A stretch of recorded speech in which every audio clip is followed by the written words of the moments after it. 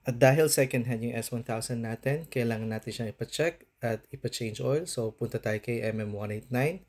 Pero bago yon, cold start muna. Time check. May oras ba dito? Meron. 6:14 the morning. Good morning, neighbors.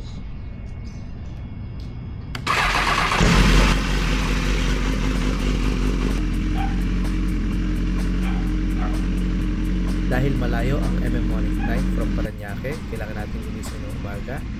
Siyempre, no, kailangan natin magtanggal ng multa.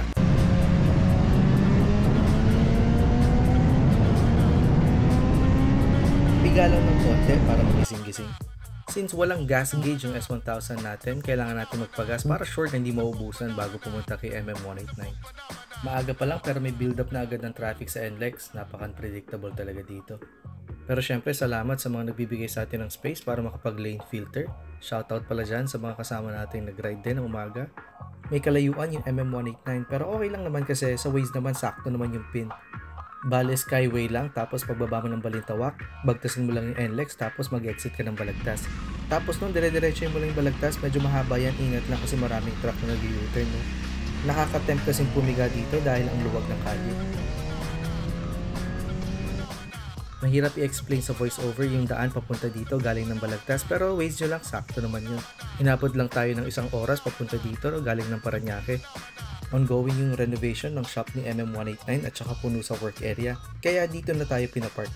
After kilatisin ni Sir Marvin yung bike natin para ma-check kung ano yung mga iba pang dapat gawin bukod sa change oil, turn na natin para pumasok dito.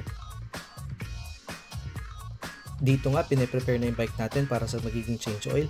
300V ng Motul. Next change oil mo nito, 5,000 kilometers na. Pero syempre, para mas safe, 3,000 lang natin.